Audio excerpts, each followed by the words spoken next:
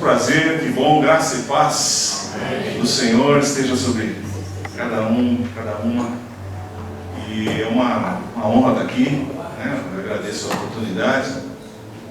E para quem está estranhando essa roupa discreta, esse aqui é o paletó e gravata lá em Angola, tá bom? É pronto para momentos de cerimoniais de festa. Então eu e minha esposa viemos, né, bem assim, típicos.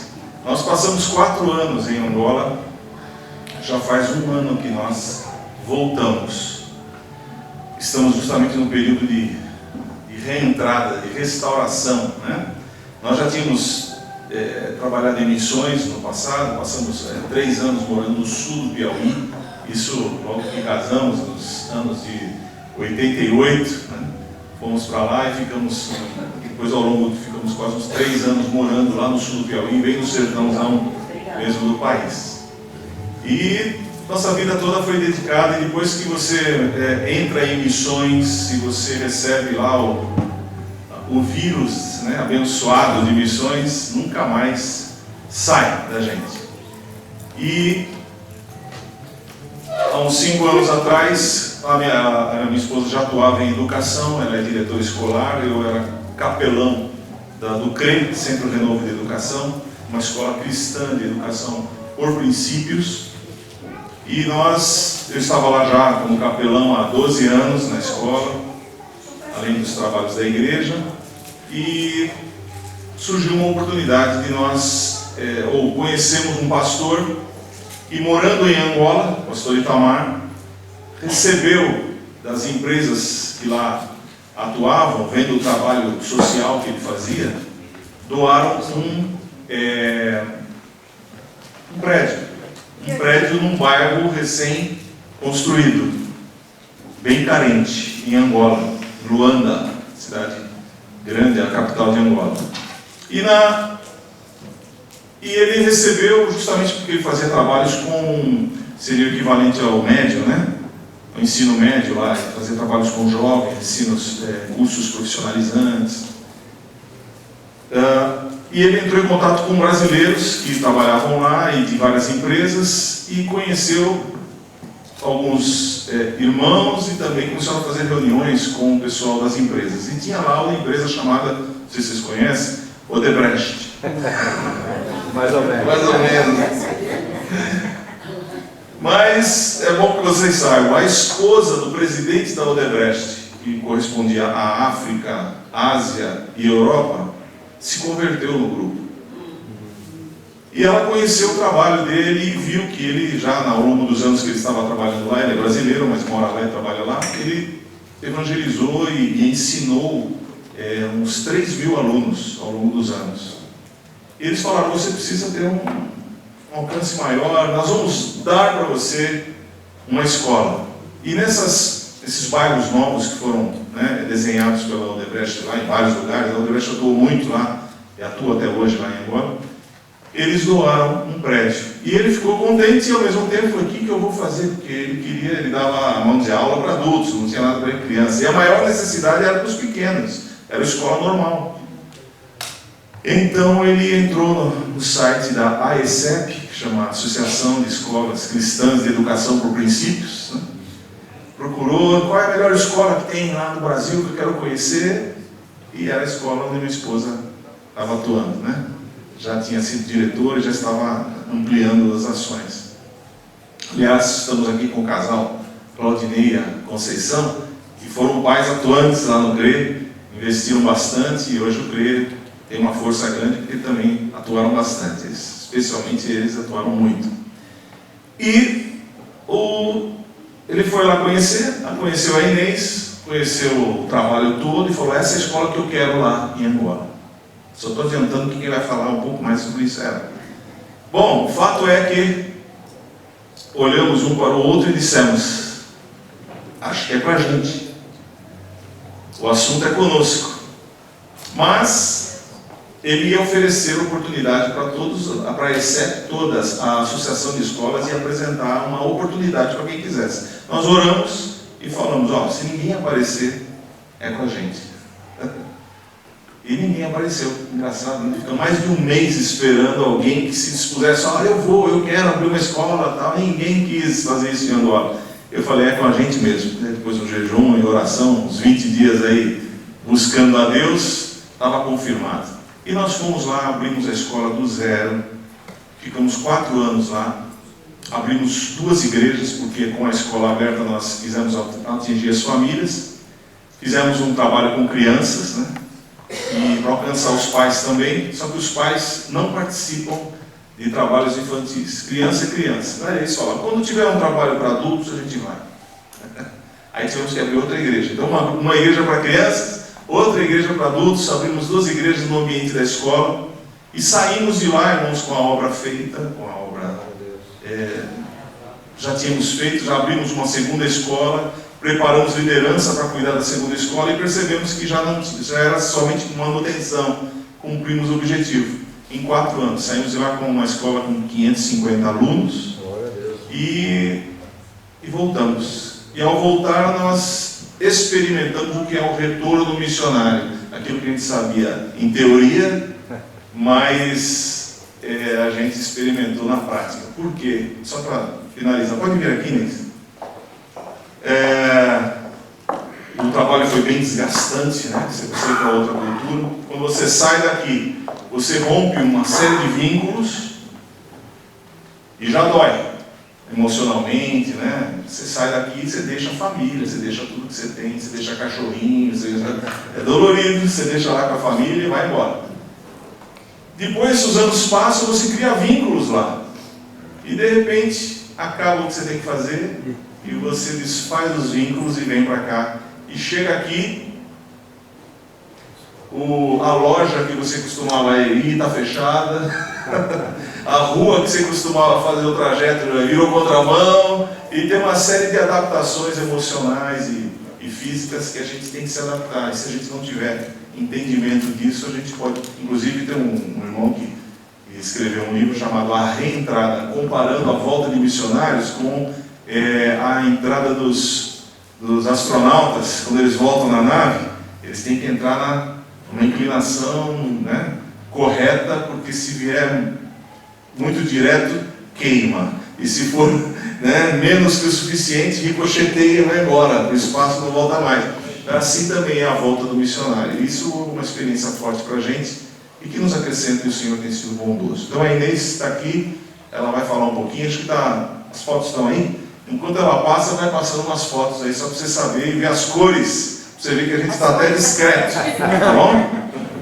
Eu fiz essa roupa, é a roupa mais discreta que eu tenho, tá? Tem muito de roupa, eu trouxe um tecido assim, ó, de roupa africana, de tecido africano. Então nós fomos para Angola, abrimos a escola e o povo africano ele recebe muito bem o brasileiro. Ele gosta do brasileiro, ele não gosta do português, mas ele gosta do brasileiro. Fala que eu quero ver como é que você fala. Fala, eu quero ver como é que você fala. Então eles receberam a gente muito bem. Eu fui recebida com muito carinho, muita atenção.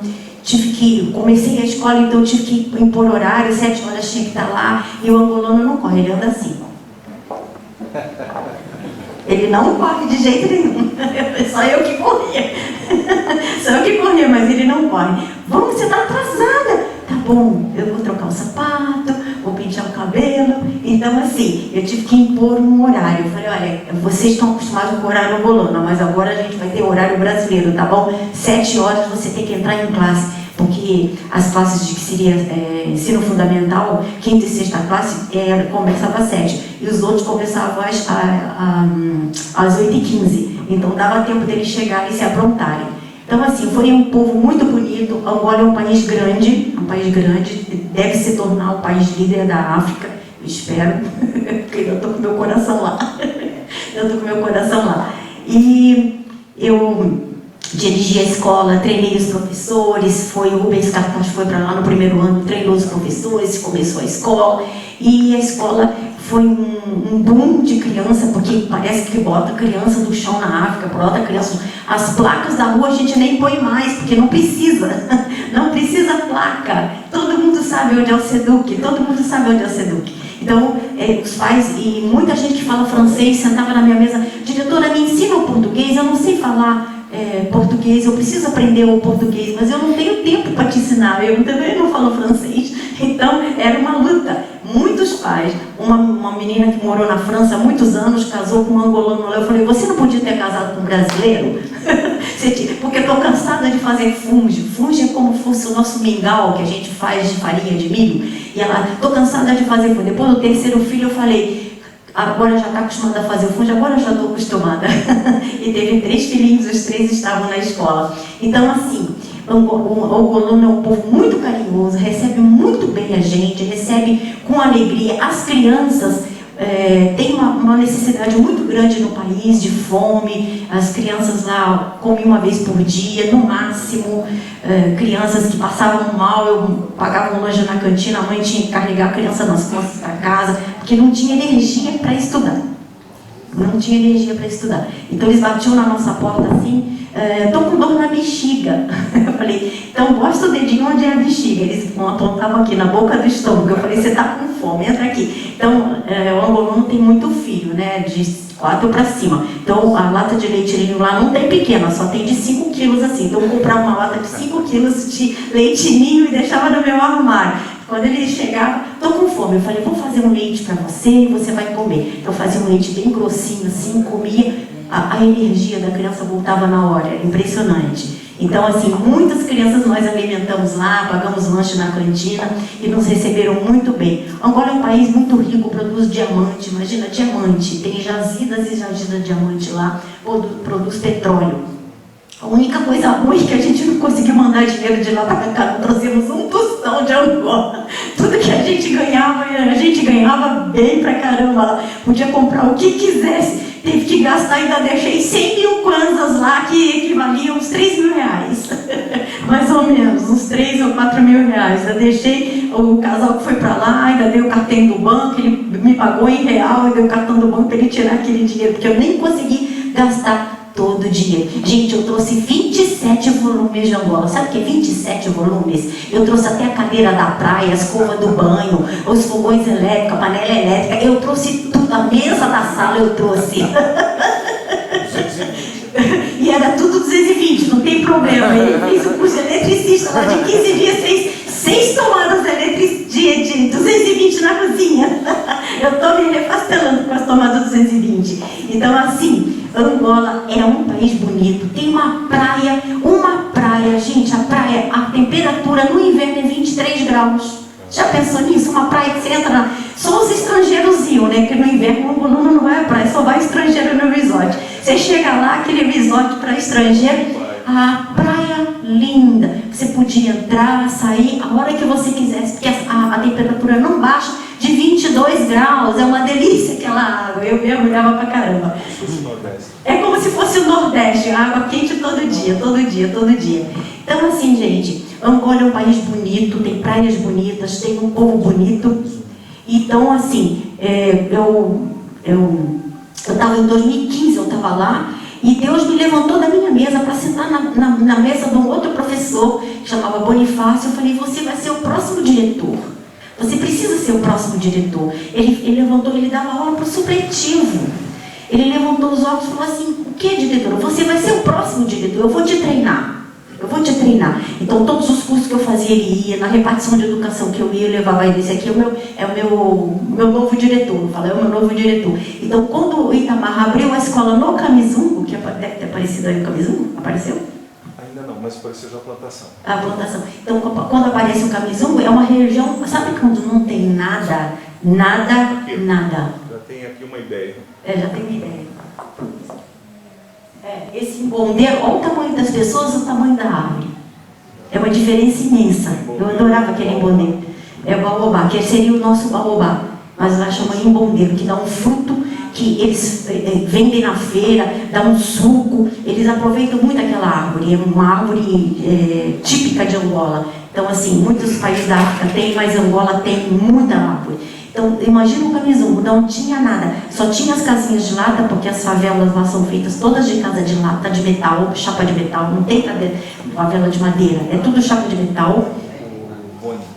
Então, e o Itamar abriu uma escola lá, o plano dele era abrir um posto médico, uma escola e uma horta. e trazer água para o povo. Então, ele cavou assim, as mulheres trabalhavam, os homens também cavando, acho que uns 2 quilômetros de chão para botar água, e inaugurou um campanário, um fontanário lá. Então as crianças adoeciam, bebiam água da chuva e tinham muita doença. Agora eles não adoecem mais, porque eles têm aquela água. E o bom, eu treinei ele, então todo curso que eu tinha eu levava ele, toda a repartição, toda coisa, eu levava, isso aqui vai ser meu novo diretor. Você vai sair, diretor, um dia eu vou embora, né? Eu tenho que ir embora dessa cidade. Mas eu não queria vir, gente, eu comi e morria lá. Eu amei aquele país, amei aquelas pessoas, os professores estão se comunicando comigo todo dia. Ô mama, todas eles chamam de mãe. Oi mama, como é que você está? Você está melhor? Você melhorou? Então assim, eles me tratam com muito carinho, eu fui recebida com muito carinho, o Gilberto também foi recebido com muito carinho. O povo angolano recebe você, você vai num restaurante, eles olham para você e te atendem, eles te atendem com carinho. Então assim, é uma ligação muito grande de Angola com o Brasil. Então eu falei, eu tenho que ajudar esse povo mais. Então eu fui escolhendo por classe os melhores alunos. Eu montei 4 grupos de discipulado. Então eu ensinava a Bíblia, ensinava crochê, ensinava ponto cruz. Elas faziam, eu lavava tudo do Brasil, agulha, não tinha lá, levava etamine daqui, levava tudo do Brasil. Ensinei elas a bordarem o nome delas, ensinei a bordar, depois botava rendinha em volta, fazia florzinha, aquela coisa toda que sabe, de ponto cruz, sabe, né? E elas aprenderam muita coisa. E no final do ano elas se batizavam, porque elas são muito novinhas, né? Então eu fazia um pedido, eu falei, você aceita Jesus, seu único salvador, suficiente salvador, só Ele pode te salvar. Eu aceito, diretora, porque que você fala, tudo dá certo para mim. Então assim, eu sou mais velha, então eu falava, respeite sua mãe, respeite seu pai, não vai namorar agora com 13 anos, é cedo, o cara só quer abusar de você, não sei o que, não sei o que. Então eles ouviam. O Carlos, que está agora, voltou para a cidade natal, eu falei, ele está em comunicação comigo direto, né? Eu falei, vai fazer um curso de inglês, você está com 13 anos, vai fazer. Porque olha, o curso de inglês em Angola é 1 ano só. Você faz 4 horas por dia, todo dia, 1 ano você está falando. Eu devia ser assim aqui no Brasil, né? O Brasil é uma enrolação para aprender inglês. Então lá é 1 ano. Então o que aconteceu? Ele pegou, está fazendo um curso de inglês lá na cidadezinha, daqui a 1 ano ele está formado, ele já é um professor de inglês com 14 anos. Então assim, muita gente eu ajudei, muita gente nós ajudamos, porque a gente tinha recursos, né? A gente brasileira tem mais recursos. O que é ponto cruz? Eu falei, levava também, levava agulha, assim que faz. Levei a minha caixinha com 300 linhas. Meu Deus, existe tudo isso de linha, existe isso tudo de linha, ainda tem mais. Então ensinei elas a bordarem. Então assim, eu vim embora com o coração partido, porque eu por mim estava lá. Então assim, Angola é um país bonito, tem um mar bonito, tem muita pobreza, 99% da população vive na maior miséria. Aquele dinheiro do diamante não chega na população, aquele dinheiro do petróleo não chega na mão da população, não é redistribuído aquele dinheiro. Então, está tendo até revolução lá com o novo presidente, que é o João Lourenço, que a gente chama de J-Lo. O João Lourenço está lá e está até revolução na rua, porque eles querem emprego. A juventude na rua tacando pedra na polícia e não sei o quê, porque eles querem emprego. Então não existe emprego em Angola. Não existe emprego. Eu fui, porque eu fui contratada daqui hoje bem, fomos para lá e voltamos.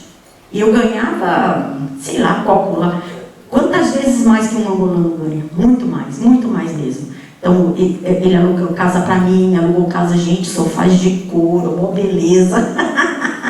Era uma delícia aquele apartamento. Era uma delícia. Mas é vida de missionário, tá? É vida de missionário. Mas assim, essa vida de missionário eu queria pro resto da vida. Está passando ali fotos das crianças com bonecas. Com as bonecas. Então, as crianças usavam lá a garrafa de vidro com a palhinha do milho e era a boneca delas. Isso era a boneca delas. Então, nós mandamos essas fotos para o Brasil, algumas pessoas viram e elas se cotizaram e fizeram 200 bonecas com cabelinho, com calcinha, com vestidinho, com tudo e foram lá levar. E ainda deu para dar no Camisum, ainda deu no Seduc também, porque são 50 quilômetros de diferença, uma cidade da outra, é bem distante dele. Então, a primeira boneca que elas viram na vida, elas nunca tinham visto uma boneca. Imagina uma criança no Brasil, nunca viu uma boneca. Isso é muito estranho para nós. Então, quando eu falei de uma população grande assim, a menina, crianças, elas usavam boneca de vidro. Aí a mulherada toda riu. Eu falei, alguma coisa está errada. Nós usávamos essa boneca, diretora, nós usávamos essa boneca, porque não existia boneca. As bonecas que chegam lá são boneca de olho azul, cabelo loiro, é tudo que vem do Brasil. Eles não produzem boneca lá. Da China que chega também. Então assim, é um país muito judiado, mas tem um povo amoroso que recebe bem o brasileiro, que ama o brasileiro e que ouve o brasileiro, ele ouve o que a gente fala. Uma vez eu recebo um exame do Rick Warren todo dia, né? Então eu passei para a professora, assim, se você fizer assim, você vai ser assim. Diretora, você me ajudou muito. Então assim, qualquer coisa que você fala para eles ajuda muito. É muito recurso. O que a gente tem de recurso é muito recurso perto deles. Então assim, é um povo que precisa muito de ajuda e muita atenção e muito amor. Eu amei muito aquele povo, ainda amo, os professores estão em contato comigo. Eu tenho um amor imenso por Angola. Eu não vi defeito nenhum, gente. Ele sentia pressão espiritual, eu não sentia nada. Tem uma pressão espiritual. Um dia a feiticeira estava na porta da escola, né? A feiticeira estava na porta da escola. Eu falei, ela que chegou. Aí eu desci do carro e falei, ela estava numa grade assim, eu falei, oi querida, você precisa de ajuda? Ela falou, eu também sou missionária. Eu falei, que bom, eu também vim do Brasil, também sou missionária. E ela estava toda limpa, arrumada e descalça. Ela sempre andava descalça, mas ela estava arrumada. Eu sabia que era ela por causa que ela estava descalça. Eu falei, você precisa de alguma coisa? Eu posso te ajudar em alguma coisa? Ela baixou a cabeça e falou, não preciso de nada. Eu falei, então que Deus te abençoe e vai em paz. Ela virou as costas e foi embora, nunca mais voltou. E ela enfrentava a líder de oração. Porque você não sei o que, eu conheço essa escola palma da mão, não sei o que, não sei o que, não sei o que. Ela enfrentava. Mas comigo, eu não sei porque eu era diretora, né? Ela me atendeu, ela sabia que eu era mansa, né? Que eu era uma pessoa fácil de se lidar. Ela falou comigo, eu falei, também sou missionária. Puxa, eu também sou missionária, eu vim do Brasil. Eu posso te ajudar com alguma coisa? Tem alguma coisa que eu possa te ajudar? Ela abraçou a cabeça e falou, não preciso de nada. Eu falei, então vai em paz e vai em paz, que Deus te abençoe. Eu já estava preparada para quando ela viesse. Eu falei, um dia eu vou conhecer essa feiticeira. Ela tem que aparecer para mim. E ela estava no portão da escola. Eu falei, que Deus te abençoe. Ela foi embora, que eu saiba, nunca mais apareceu. Então, assim, existe muita feitiçaria lá, mas eu não sentia nada. Eu estava na direção da escola, para montar os professores. Eu sou alegre assim, para mim está tudo bem. Para mim está sempre tudo bem. Está sempre tudo bem. Então, assim, o Boni acabou sendo o diretor lá no Camisum, que ele foi para lá, levou o João, que é o professor de lá, para ser o coordenador dele, né? Que tem 300, até 200 crianças, você não precisa de coordenador. 201 você já precisa de um coordenador. Como tinha 300 e tantas crianças lá, então ele levou o João, que era um excelente professor, e eu estou em contato com ele sempre, né? Ele está sempre em contato comigo. Eu falei, ó, se vocês amarem essas crianças como eu amo, e o João também amar essas crianças como eu amo, eu vou amar vocês pelo resto da vida. Aí eles falaram, nós amamos essas crianças, diretor, nos abraçamos elas todo dia, nós aprendemos com você, porque eles não se abraçam. Então eu abraçava as crianças, botava as crianças no colo, levantava, as crianças mais velhas com 13 anos, eu falei, mas isso não faz assim, faz outro jeito. Ela fez assim, eu falei, o que foi, Tereza? Ela falou, pensei que você fosse me bater. Eu falei, isso nunca vai acontecer. Não se preocupe, eu nunca vou te bater. Não se preocupe com isso. Aí ela pegou confiança em mim. Então ela fazia as coisas erradas, eu disciplinava, vem aqui, fala direito, fala a verdade para mim, fala a verdade para mim. Você sabe que eu não minto, você tem que falar a verdade para mim, não sei o que. Então assim, eu amei muito aquele povo, ainda amo muito aquele povo. O angolano é um povo bacana, tá? Bem bacana. Quem quiser ir para Angola é um povo bacana. Deus abençoe vocês.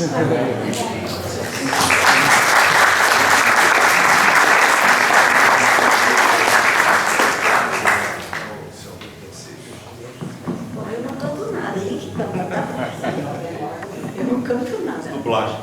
Vou fazer dublagem. Eu cantava essa música com eles, por isso que eu especialmente vou cantar com vocês. E nós lá tivemos a possibilidade de...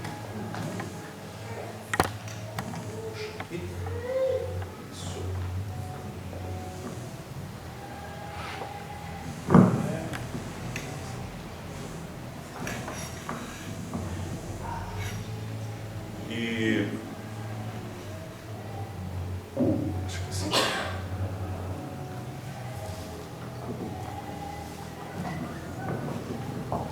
Eu queria voltar para Angola, mas agora não dá mais. Antes ela queria voltar para o Piauí. É difícil, porque onde você vai, o Senhor coloca, né? Um amor pelaquele povo, pela região, pelo clima, pelo tudo. É impressionante. O missionário, ele se apaixona por tudo. É impressionante, se apaixona por tudo. E cantávamos, aliás, semanalmente tínhamos os devocionais na escola, com todas as classes, fazíamos de manhã, à noite. Então tínhamos lá 200, 300 crianças sempre reunidas, né? No domingo era o cultinho, metade das crianças que vinham era do bairro, mas não faziam parte da escola. E aí chegamos a ter mais de 400 crianças lá. E claro que isso precisa de uma estrutura, precisa de gente para ajudar, mas sempre a semeadura, é como ela falou, é como se fosse água em terra seca, né? O que você derramar, absorve. Eu saí do apartamento onde morávamos e um rapaz veio correndo atrás de mim e o senhor é pastor, né? Ele tinha só visto eu carregar a Bíblia, ele achou que eu era pastor, falou, eu sou pastor, por favor, dá um estudo pra gente, traz um material. Ele frequentava uma igreja, mas ele sentia falta de conhecer mais a Bíblia, mais as Escrituras. Eu falei, tá bom, claro. Eu fazia os devocionais, escrevia os devocionais, mandava para os pais, separava e mandava para ele também. Então, irmãos, a necessidade é grande. Nós estamos acostumados a ter abundância, né? A gente liga um rádio, se quiser ouvir uma palavra no rádio, tem um monte de todo quanto é jeito. Você quer ouvir uma música, tem à vontade. Igreja, então, você pode escolher, né? De manhã, de tarde, de noite, você pode ir em uma de cada vez. E nos lugares carentes, não. E a Angola e a África é assim. No entanto, o Senhor está fazendo uma obra na África que as pessoas dizem que daqui a poucas décadas vai ser o maior continente evangélico do mundo. Então, o Senhor está fazendo o seu movimento. A palavra que Deus me consola é essa. Isaías 31, 3. 3. Aquele eu te atraí com paixão. Esqueci aqui, a sua Bíblia está errada. 1, 2, 3. É Jeremias do Isaías, por isso que eu estou errada, desculpe. É Jeremias. 31, 30, assim diz o Senhor. Há muito que o Senhor me apareceu dizendo, com amor eterno te amei, também com amável benignidade te atraí. Isso é para todas as nações, para todas as pessoas, para todas as crianças do mundo. Deus nos atrai com benignidade. Ele não traz com força, Ele atrai com benignidade. Isso me consola muito, esse versículo.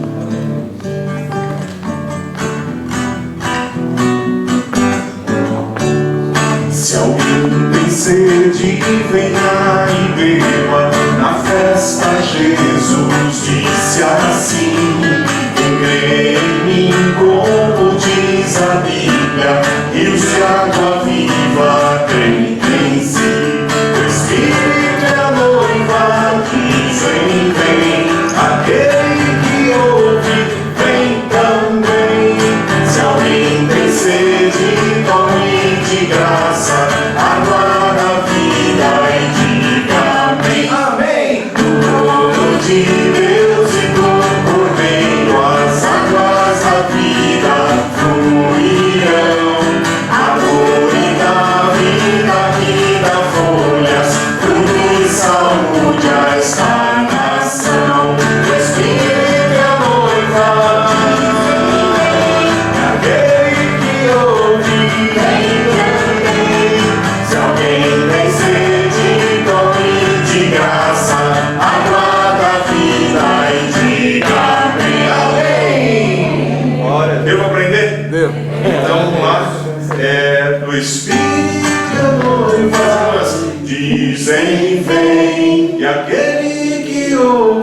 vem também. Vamos dividir as vozes aí, tá bom?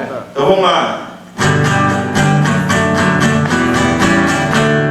Se alguém tem sede, venha e beba. Na festa Jesus disse assim: quem crê em mim, como diz a Bíblia, e de água viva tem em si.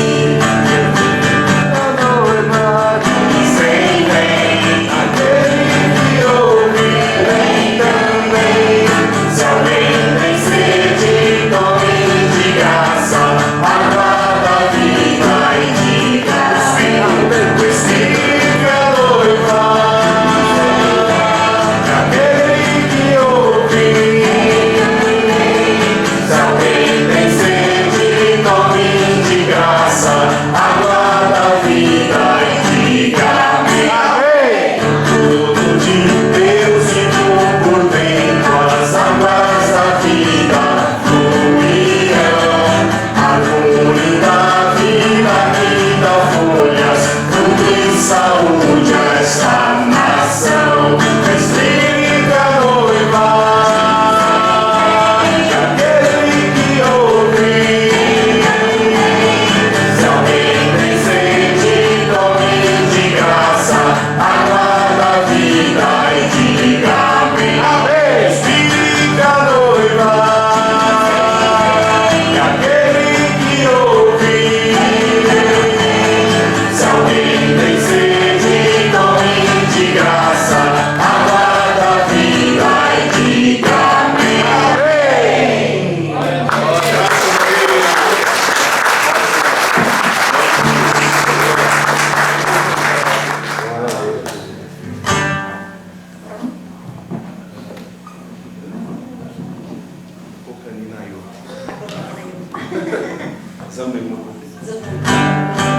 Eu não tenho a letra aqui. Vendo? Mas é simples, quer ver? É africano mesmo, né?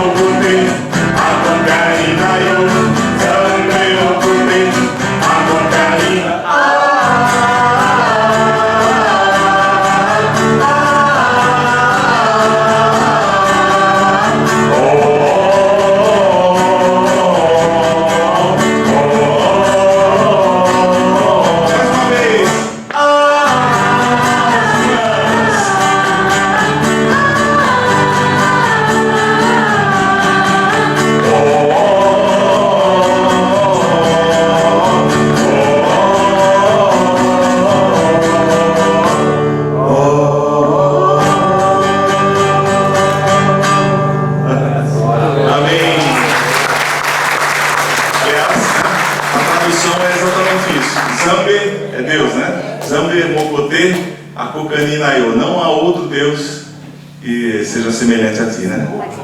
Então, graças a Deus por isso. Que bom, glória a Deus. Queria compartilhar um pouco a palavra do Senhor e depois voltamos a louvar juntos. mais um pouco.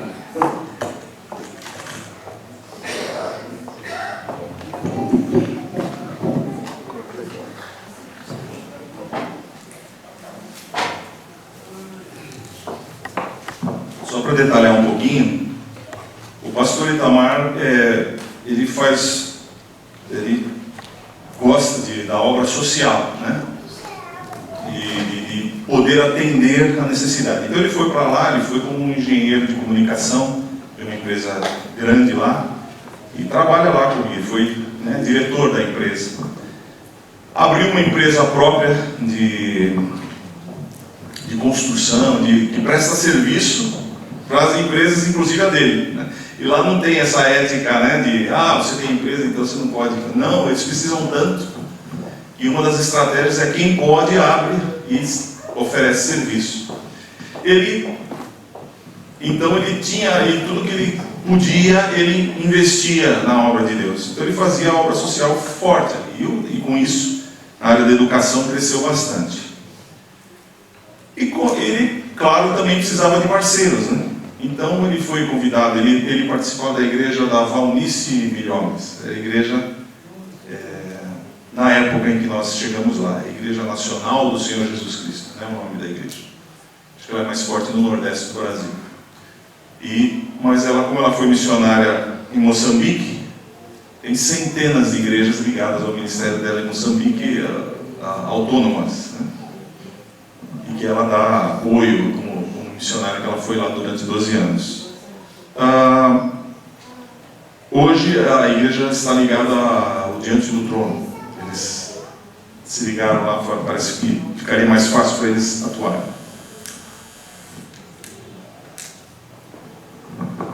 Ele foi para um encontro de pastores na Coreia do Sul. Só vou dar um detalhe aqui, que achei interessante como Deus faz as coisas.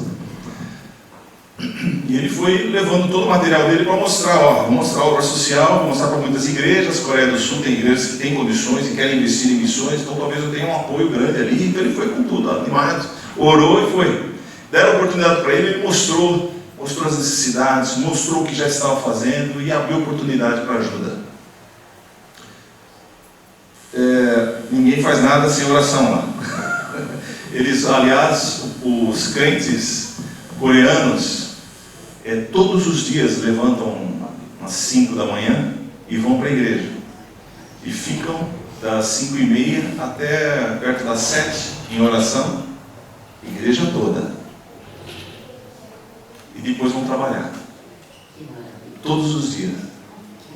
Então, a oração lá faz parte da vida deles, sim, uma naturalidade. Então, é muito fácil ouvir a Deus ali, né? O pastor virou para ele depois de uns dias e falou assim: Deus mandou dar um poço para você. E depois perguntou: tem falta d'água lá? Ele pensou e falou: bom, alguns lugares deve ter, eu não conheço, né? Ele estava querendo mostrar, ele mostrou a obra dele, tudo. Mas aí ele falou: não, Deus mandou dar um poço para você.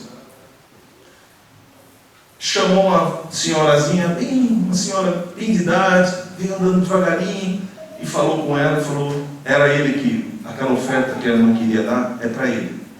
Ela ficou feliz, abriu a bolsa, tirou um envelope, tinha $5.000.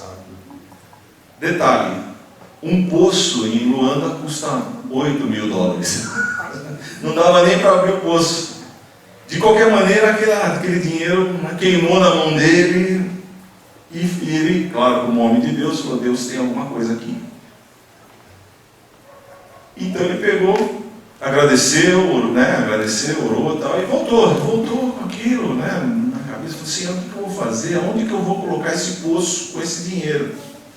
Eu vou ter que pôr um dinheiro em cima ainda, né, para abrir um poço, porque custa mais do que isso. E falou: bom, vamos pesquisar um lugar que tenha falta d'água. E foram pesquisar e acharam esse lugar chamado Kamizungu. Realmente é um bairro assim com casas de lata, bem, né, algumas fotos foram mostradas aqui. E para buscar água eles iam num lugar que andavam quilômetros, num lugar mais baixo, que a água se acumulava de chuvas anteriores, mas a água não era a cacimba do Nordeste. No Nordeste as pessoas sofrem, mas tem as suas cacimbas, tem lugares próprios que a água ainda se acumula. lá era onde desce, não era um lugar preparado para acumular água fora da chuva. Então havia muita doença, morria muita criança ali. Então ele falou, aqui é o lugar ideal. Como ao lado daquela região tinha uma fazenda de um português que cultivava algumas frutas, então ele abriu poços lá. Então ele falou, foi até lá e negociou com o português um poço dele, para que fornecesse a água para aquela região ali, uns 2 quilômetros mais abaixo. Foi dali então que ele negociou, comprou praticamente o poço do português, em troca também deu a ele um transformador de eletricidade que ele precisava e tal, e fez a água chegar. E vocês viram aqui uma plantação redonda, né? Aquilo é uma, eles chamam, aqui no Brasil, usa-se fazer isso, chama mandala, né? Põe a água no centro e faz a irrigação para os anéis. E vão se acrescentando anéis de plantação, e pode plantar vários tipos de hortaliças, de verduras, legumes. E tem umas adaptações lá, eles fizeram ao redor, no centro, um galinheiro, onde até o esterco das galinhas era usado para adubo. Então foi feito um negócio bem feito, a água veio, então ele montou, foi àquela região, trouxe a água, fez a horta e já pensando, agora a gente vai pôr uma escola, porque a gente já tem uma escola, vamos reproduzir uma escola aqui, atendemos as crianças, colocamos um posto de saúde e igreja. É normal que isso aconteça, né? A igreja é a sequência da obra. E foi feito isso, irmãos. De um poço, eles trouxeram a água é boa. Depois, ainda por causa disso, a prefeitura de lá, né, o governo daquela região, resolveu ligar a água da rua até lá. Então você vê, quando você faz alguma coisa, os outros se animam para sair bem na foto, né? Não tem problema, pode sair, desde que faça, né? E fizeram isso também, o lugar sofreu uma grande transformação, irmãos. Eram miseráveis, era abaixo da linha da miséria mesmo. E houve uma transformação muito grande, o evangelho está sendo pregado ali, muitas pessoas já se batizaram, as crianças estão na escola, centenas de crianças. Uma velhinha lá na Coreia do Norte doou dinheiro para um poço. A gente não sabe o que Deus pode fazer com ela. É uma semente. Aleluia. Então veja o que mudou lá. Aí alguém resolveu perguntar, porque ninguém pergunta, né, muita coisa. O que significa Kamizungo, hein? É o nome da região. Aí a explicação foi o seguinte: lá tem muitos baobás, ou eles chamam de embondeiro. O embondeiro é quase que sagrado para a tradição deles. É uma árvore que faz a comunicação do espiritual com o material. Aquele fruto faz suco, faz várias coisas, mas quando o fruto nasce e por alguma maneira alguma ave vai lá e machuca a fruta e ela começa a apodrecer, ela se torna desprezível. Ninguém mais quer colher. Aquele fruto estragado se chama Kamizungo. Olha que eles trouxeram para si.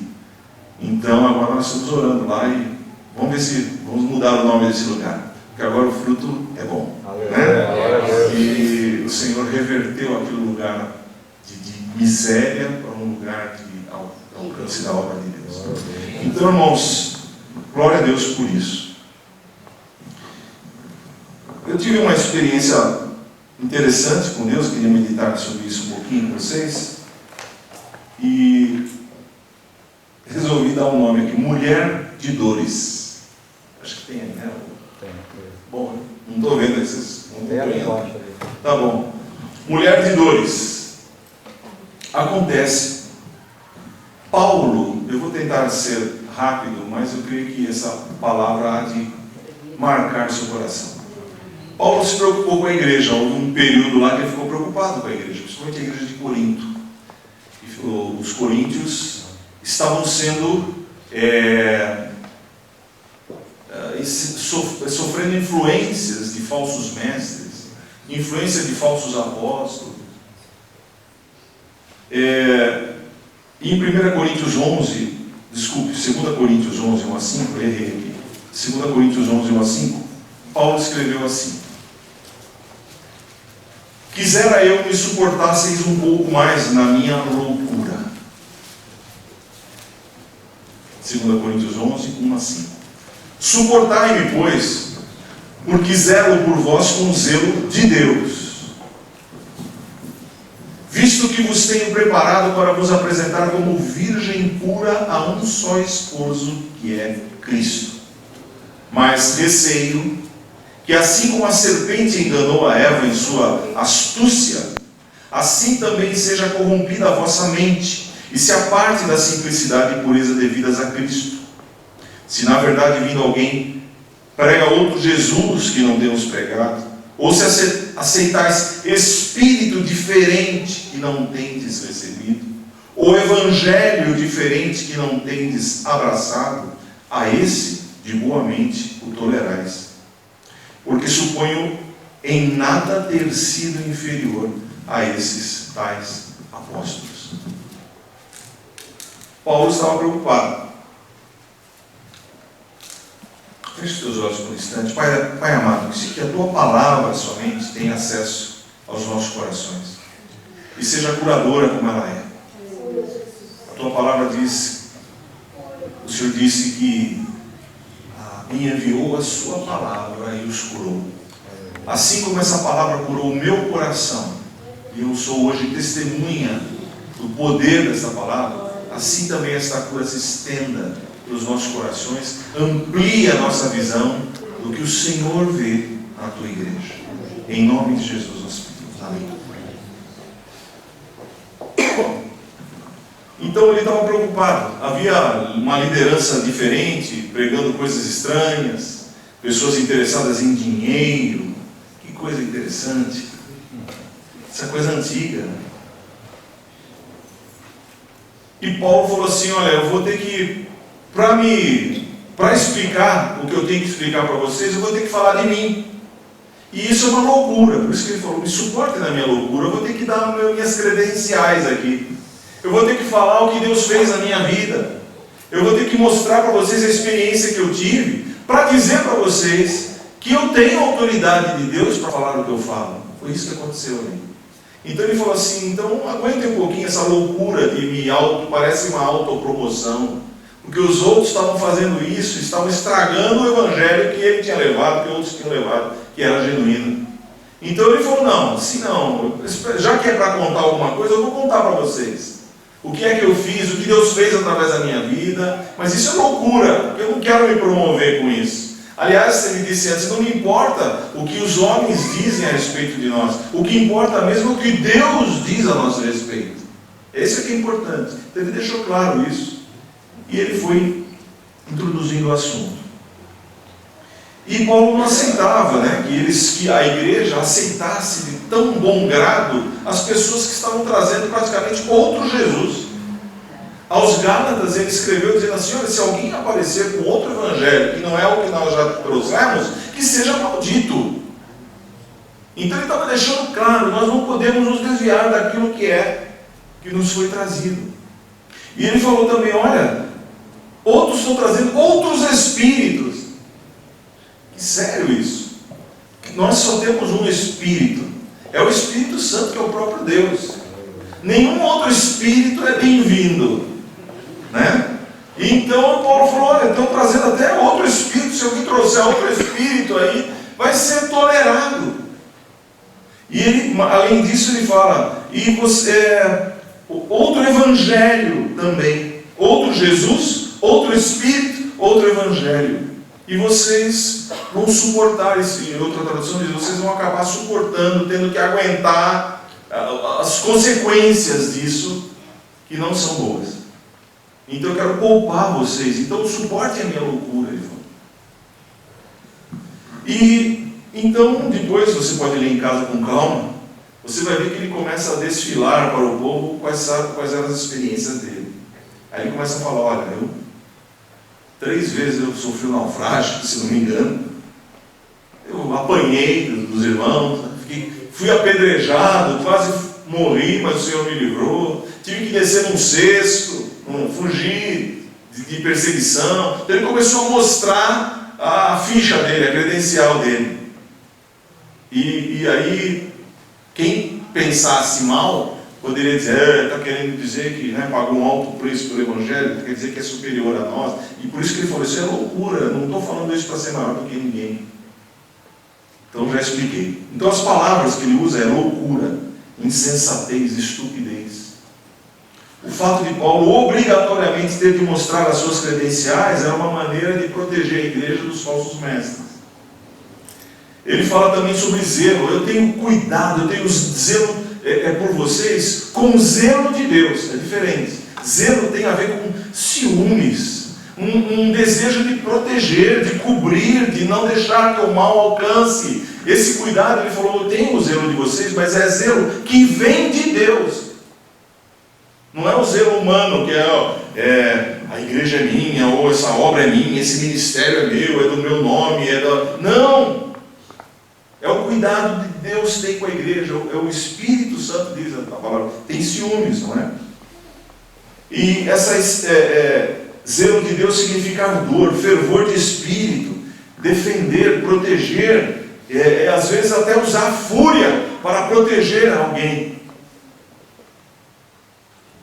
E ele fala também no texto que eu vos tenho preparado para vos apresentar como virgem pura a um só esposo, que é Cristo. Essa preparação é a palavra que é usada com um carpinteiro que pega as madeiras e as placas e vai unindo e vai preparando para edificar uma casa ou para edificar um navio, tudo aquilo que o carpinteiro edifica. Essa é a palavra que Paulo usou. Eu estou preparando vocês como um carpinteiro que edifica uma coisa rica para que vocês tenham um lugar para habitar, ou um transporte, como se eu estivesse preparando vocês. Para quê? Para que vocês se tornem noiva de Cristo. Então esse preparo também significa contratar ou dar alguém em casamento para outro. Então Paulo usa uma figura interessante.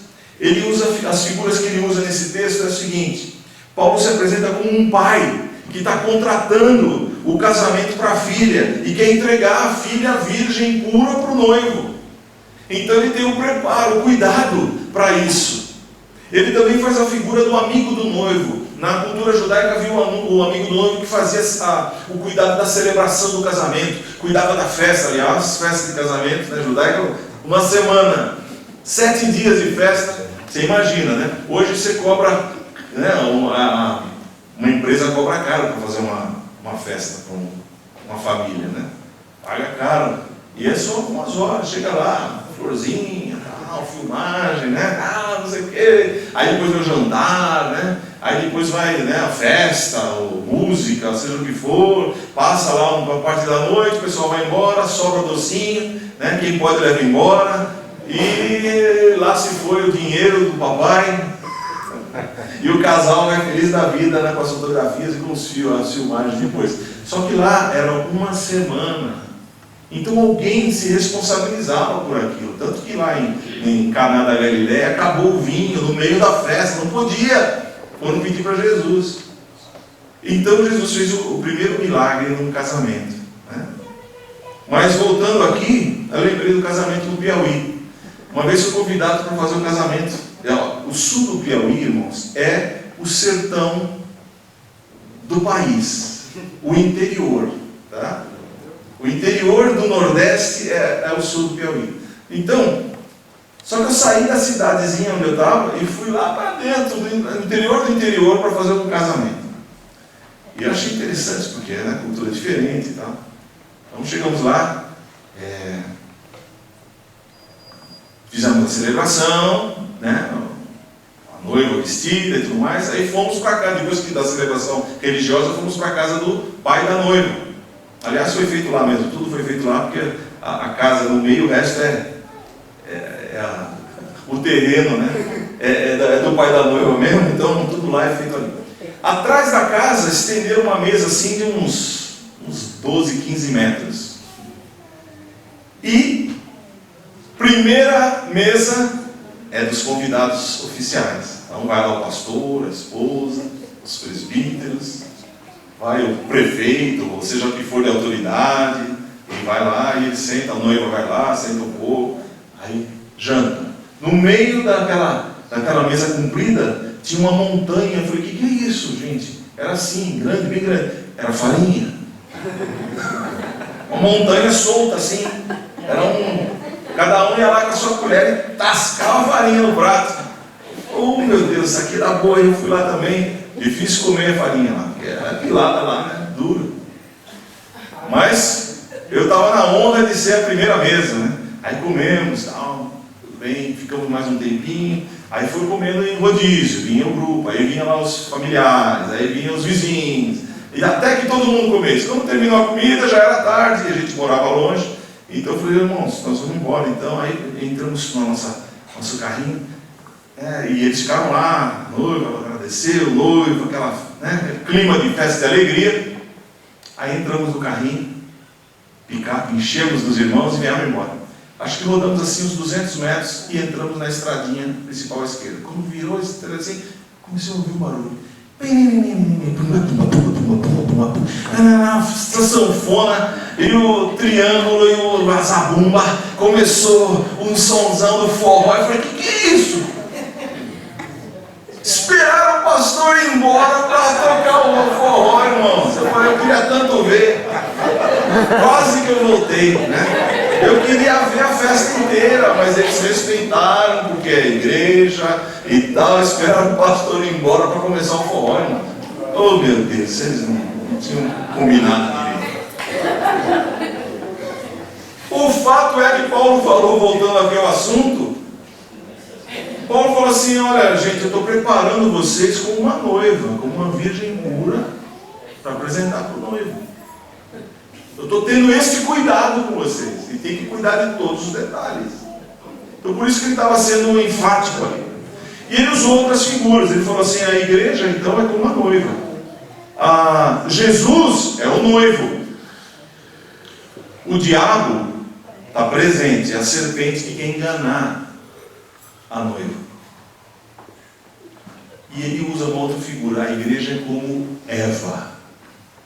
Por quê? Porque ele falou assim, receio que assim como a serpente enganou a Eva com a sua astúcia, assim seja também corrompida a vossa mente e se aparte da simplicidade e pureza devidas a Cristo. Ele estava preocupado que a igreja pudesse ser enganada por Satanás, com aquelas informações alteradas, com as doutrinas deturpadas, com pessoas que tinham interesses próprios em estar ali ministrando para eles. E ele se afastasse da simplicidade do Evangelho.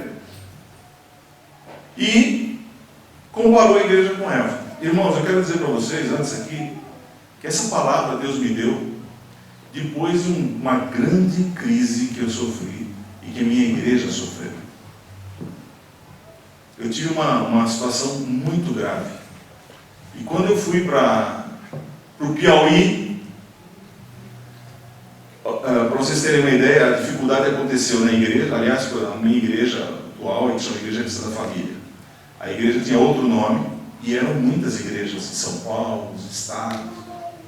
Aconteceu um desvio doutrinário, uma heresia, um desvio de tal forma grave, que muita gente perdeu o rumo, famílias se desarticularam, casais de liderança acabaram se afastando. Foi uma coisa assim que eu nunca imaginei existir. E eu, naquele tempo, já tinha 10 anos de pastor integral para a igreja. Entreguei tudo, larguei os estudos, eu queria fazer a obra de Deus, eu e minha esposa, e de repente aconteceu aquilo, cada um foi indo para um lado. Eu falei, meu Deus, dei 10 anos minha vida para o ministério à toa. Eu fiquei perdido. E eu comecei a ter a ideia de que igreja é um problema muito grave.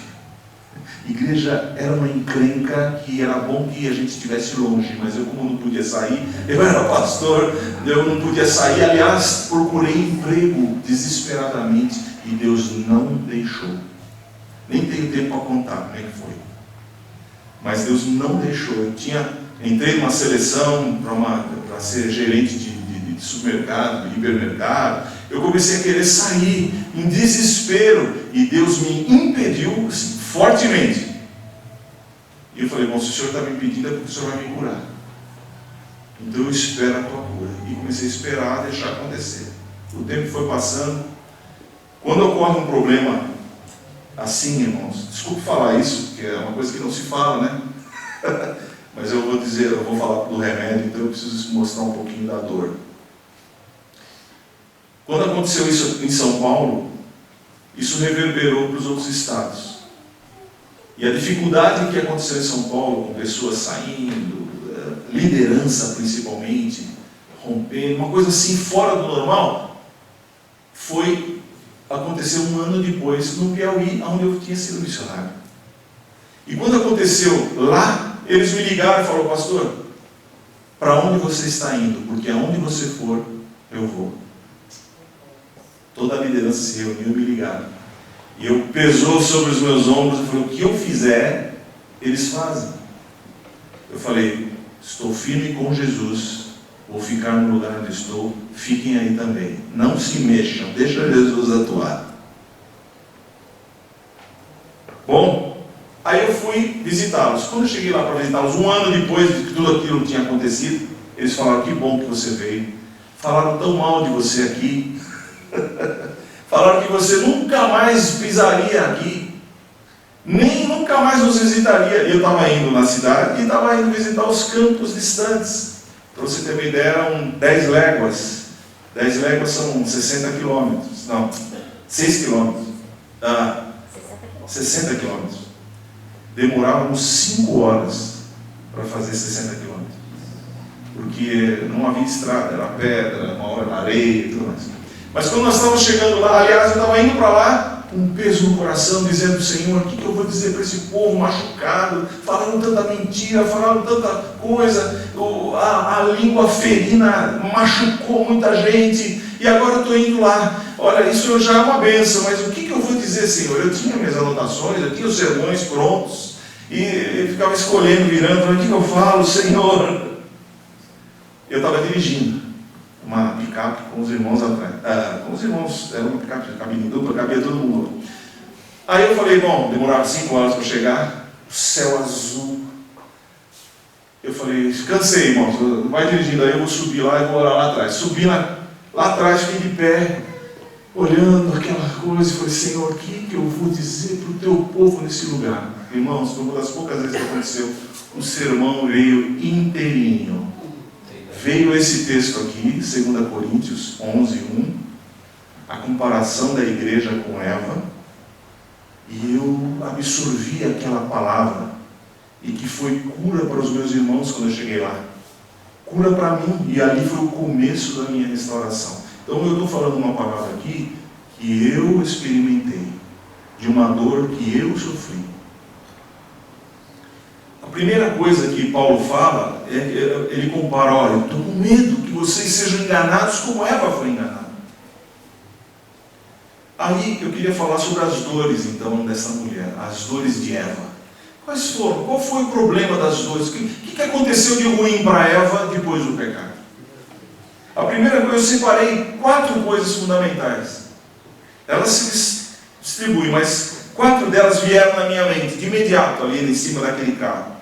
Os sofrimentos que abateram aquela mulher, dores que nunca ela tinha experimentado, aliás, era tudo novidade para ela, as coisas ruins que ela sofria, e ela teria que enfrentar com o marido, justamente por ter dado ouvidos à voz da serpente e aceitado a sugestão do diabo de desobedecer a Deus.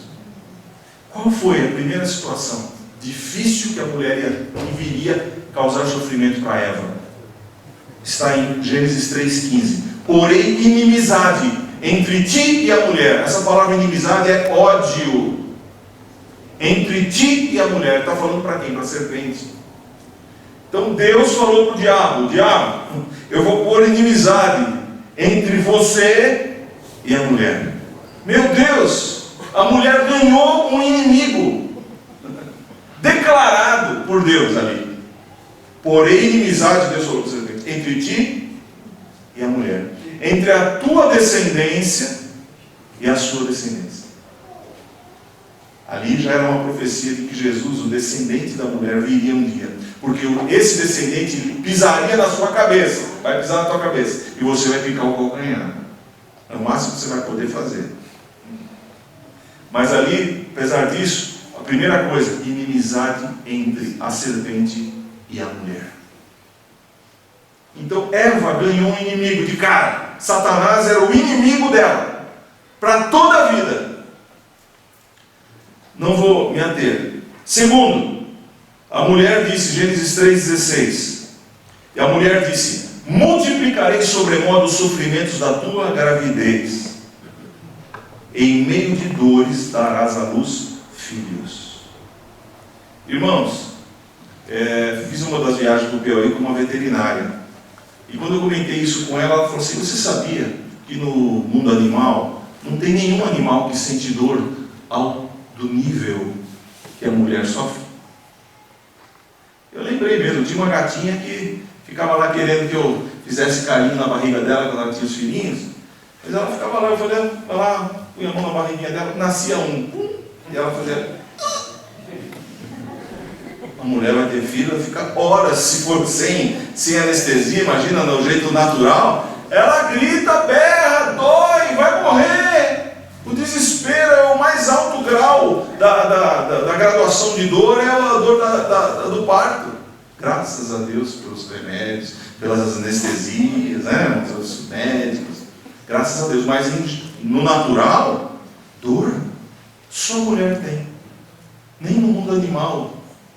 Os outros têm lá, os seus filhotes dão uma dorzinha, mas acaba, não é nesse nível. Mas esse é um sinal, fruto do pecado. Com dor terás filhos.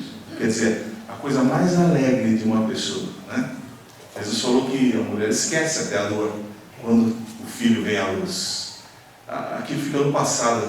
Aliás, não quero mais me lembrar daquela dor. Então, mas as mulheres, por quê? Porque acabou de nascer, uma riqueza encheu os seus braços. Ela tem agora um filho, uma filha que chegou na sua casa.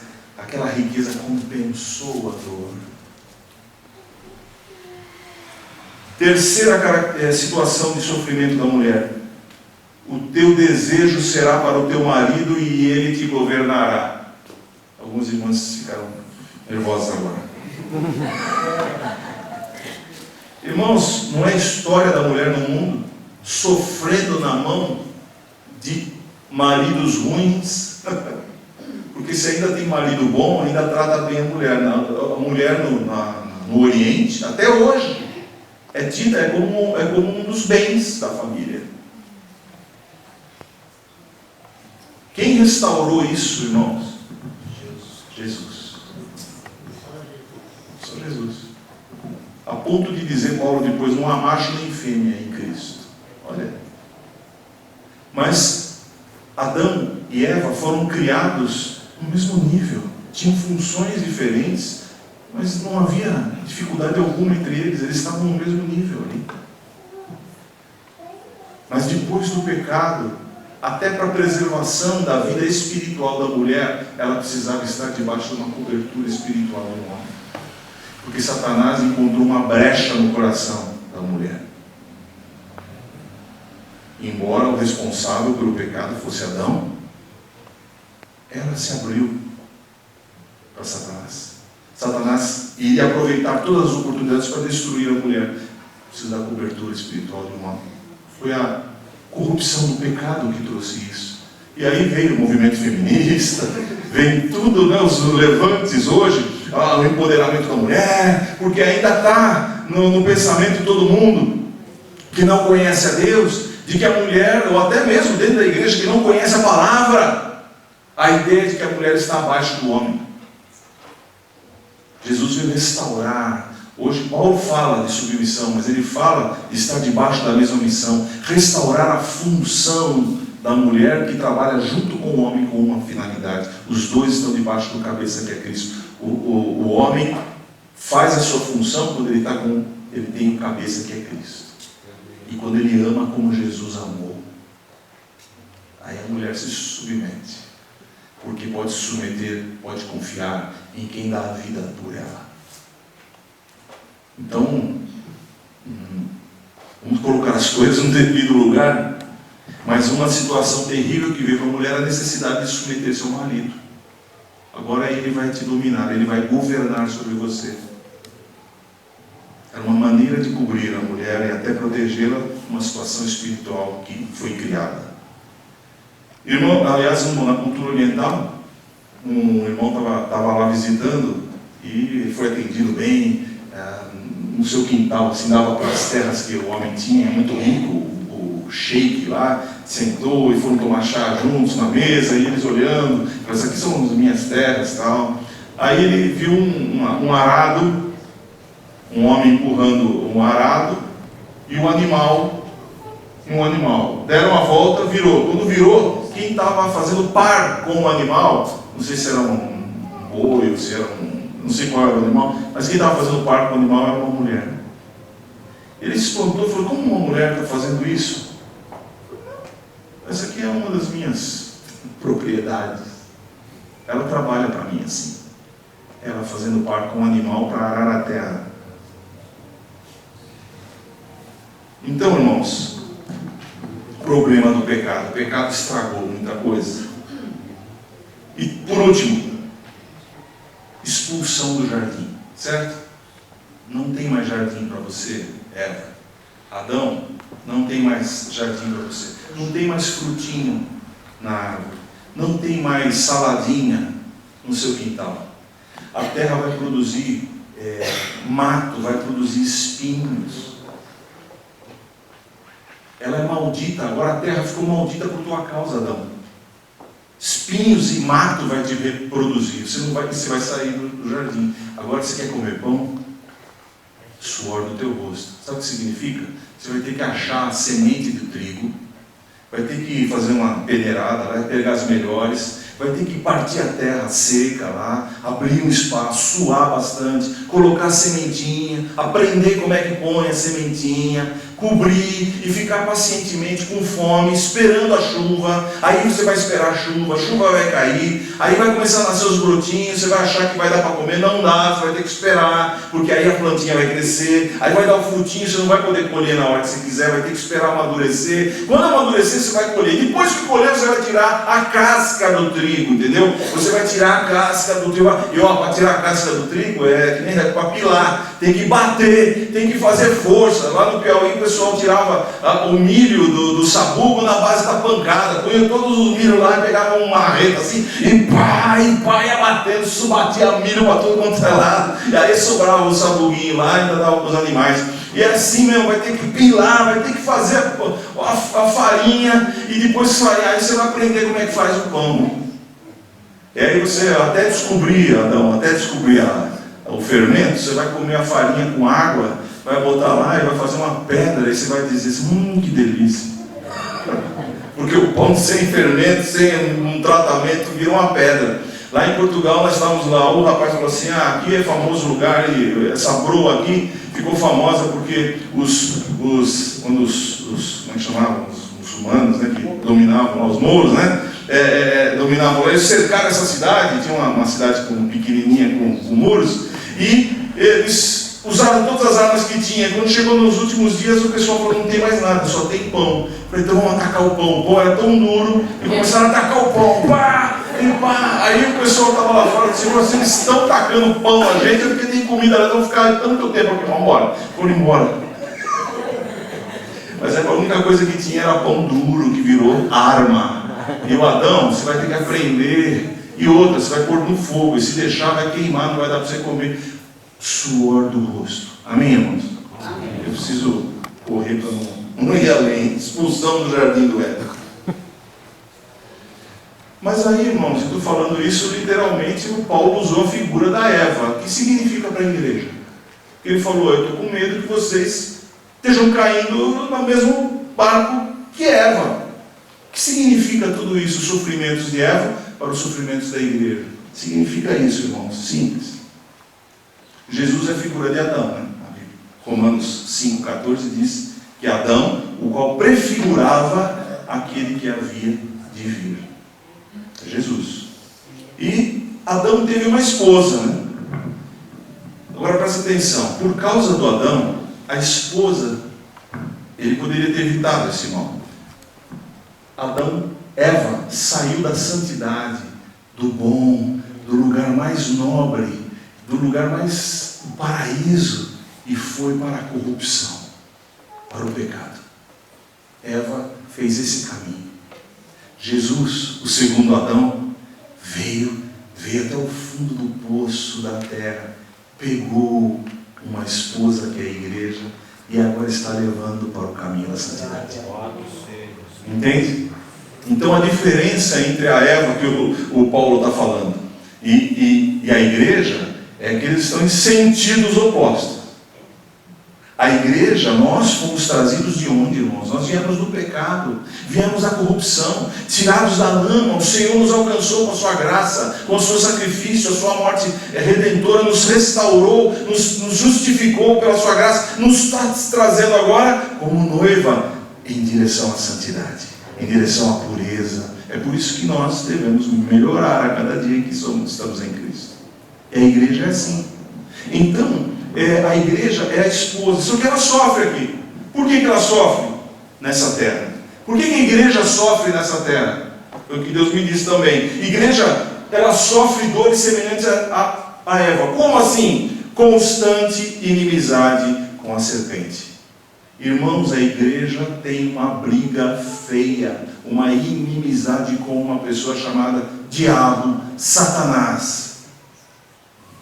E às vezes a nossa vida está tão assim normalizadinha, a gente está tão assim bem colocado, que dá vontade de dizer que isso aí não existe. Dá uma vontade, irmãos. Mas aí quando você vai lá para Angola, a Inês estava bem, porque ela trabalhava no lugar onde já estava abençoado, né? Eu tinha que sair lá para o meio da cidade. Um dia eu saí para o meio da cidade, irmãos, e de repente senti uma opressão, uma coisa assim, sabe por quê? O povo gosta muito de brasileiro lá, você percebe isso? O sonho deles é vir para o Rio de Janeiro e São Paulo. A gente quer ir para os Estados Unidos, eles querem vir para o Brasil. O sonho deles é vir aqui. Então, eles tratavam bem o brasileiro, mas o sistema que envolvia eles dizia assim, sem palavras: vai embora daqui, você não é bem-vindo aqui. Então, quando eu ia para uma como é que chama? Departamento público, fazer documentação principalmente, no meio no meio policial, no lugar onde tinha autoridades e que infelizmente a corrupção é quase que instalada e comprovada lá, instalada, havia uma resistência espiritual muito forte. Eu sentia isso muito forte, tinha que estar constantemente orando. E eu estava indo lá buscar uma documentação. Quando eu cheguei lá, eu me perdi na cidade, me perdi e não podia, eu tinha que estar lá no horário certo. Se eu não estivesse lá, eu ia ter dificuldade com o meu passaporte.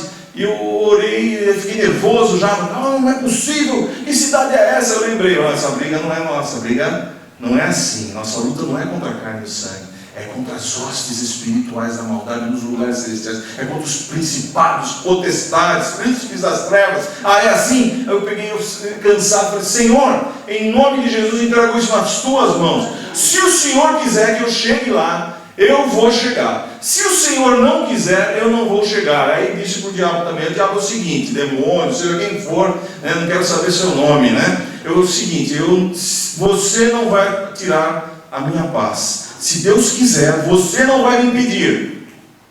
E se Ele quiser, aí eu não faço isso hoje. E pensei: agora, para onde eu vou? Não sei, vou entrar aqui. Entrei nas ruas, irmãos, fui entrando. Acho que vou entrar aqui agora. Um senso do Espírito, uma intuição do Espírito me levou. Eu parei em frente ao lugar. Quando eu saí na rua que eu desconhecida, que eu entrei, deu 10 minutos, eu estava na porta do estacionamento que eu queria ficar, que era o único lugar que eu conhecia. Jesus, obrigado! Eu cheguei lá 5 minutos antes da necessidade. Mas é uma pressão, é uma situação difícil. Eu estava lá na escola, de repente veio o pai, entrou uma família inteira, porque uma aluna estava lá e falou: vai lá. O pai entrou, estava na hora de começar as aulas, entrou o pai, entrou não sei se a mãe estava junto, a tia entrou o irmão do pai, aí entrou a aluna, eu na sala da diretora. Eu falei: o que está acontecendo aqui?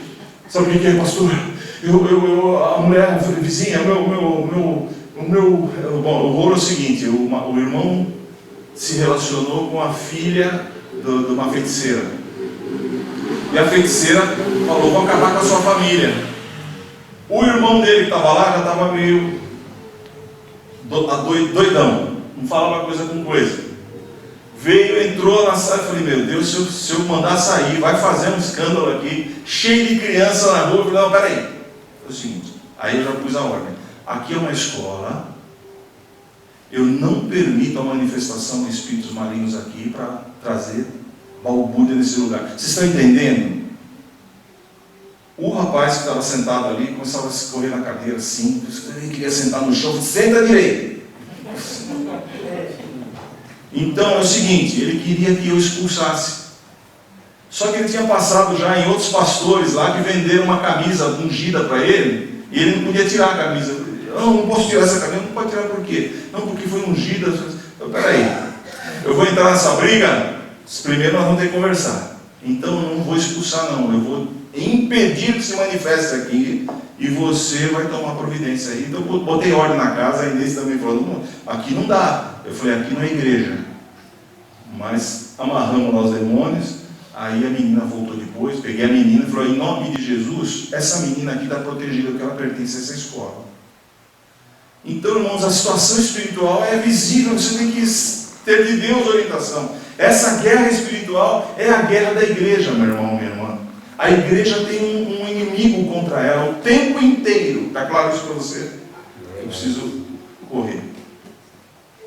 Então a igreja sofre porque ela ainda não é, perfeita, mas ela está agora em guerra. A guerra espiritual, segundo Paulo, é semelhante. Então existe uma inimizade com a serpente. Como eu já disse, Efésios 6, 10 diz: no demais, irmãos, fortalecendo o Senhor e na força do seu poder, revestivos de toda a armadura de Deus, para que possais estar firmes contra as astutas ciladas do diabo, porque não temos que lutar contra carne e sangue, não é contra pessoas. Você não é o seu chefe, não é o seu vizinho, não é o seu parente que é o seu inimigo. É contra principados, potestades, príncipes das trevas desse século, contra hostes espirituais da maldade nos lugares celestiais. Portanto, tomai toda a armadura de Deus para que possais resistir no dia mau, e havendo feito tudo, ficar firmes. Então saiba, igreja tem um inimigo, e esse inimigo vai fazer de tudo para detonar e destruir a igreja. Jesus falou: as portas do inferno não prevalecerão contra ela. Então, a igreja vai para a porta do inferno, ela resiste. Então a gente dá uns murros e a porta não abre, aí machuca a mão. Mas continua batendo. Dá chute, ela não vai resistir, mas que vai custar, vai. Você está entendendo, irmãos? Não deixe de pensar nisso. É aquilo que Paulo falou. Segunda coisa, dor de parto. Tem a ver a igreja tem dor de parto? Tem, irmãos. Para trazer um filho de Deus ao mundo tem um custo. Jesus já pagou. O maior Jesus já pagou. Mas Paulo falou isso. Olha aqui. Efésios.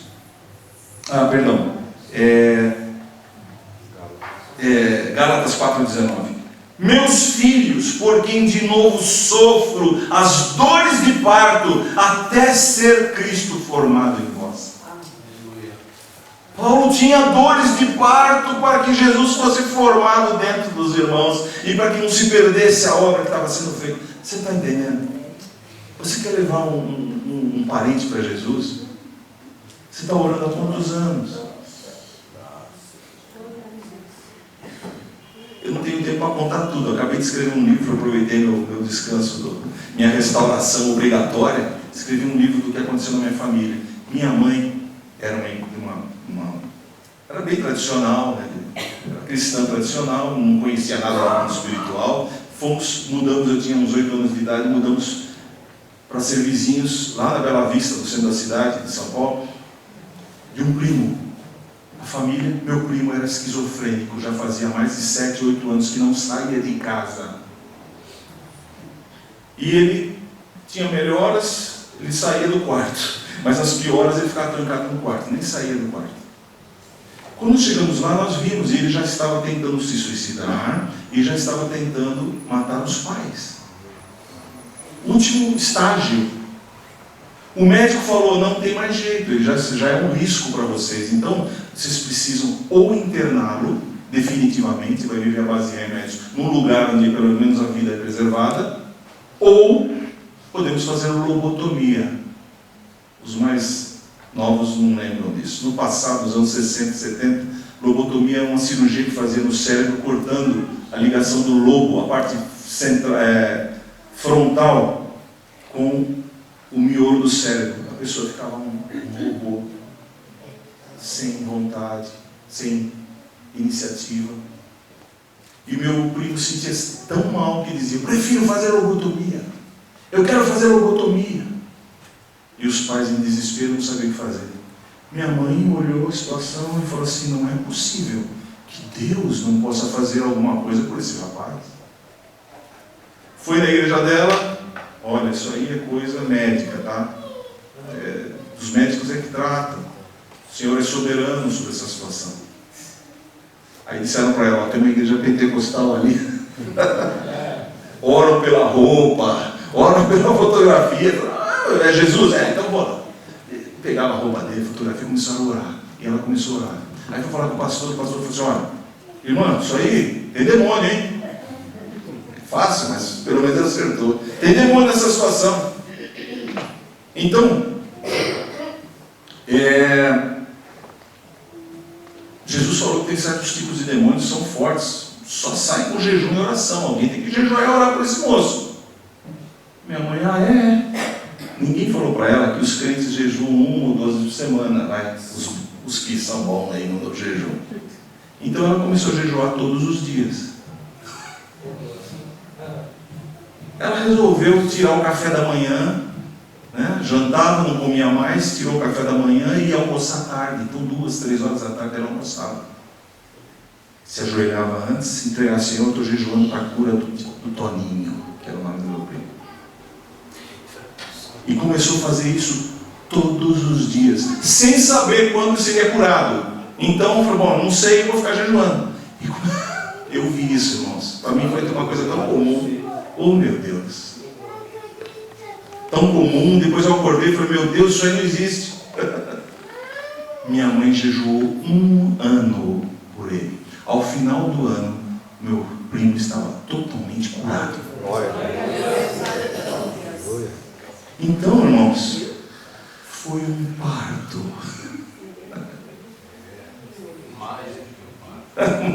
A situação dele era tão ruim, foi mais um parto. Mas para você evangelizar, trazer gente para Jesus, você tem que contrariar um sistema. Você tem que levar semente. O Espírito Santo vai te ajudar. Você vai armado com armadura, mas você vai fazer que nem a mulher lá de Provérbios 31. Vai lá, analisa o terreno, negocia e compra o terreno e planta uma vinha. Esse é o trabalho. Tem que negociar. E tem negociante que é chato. Tem negociante que não quer vender. São demônios que atuam na vida das pessoas. E o Espírito Santo vai te ajudar nisso. Então, irmãos, dói trazer os filhos à luz.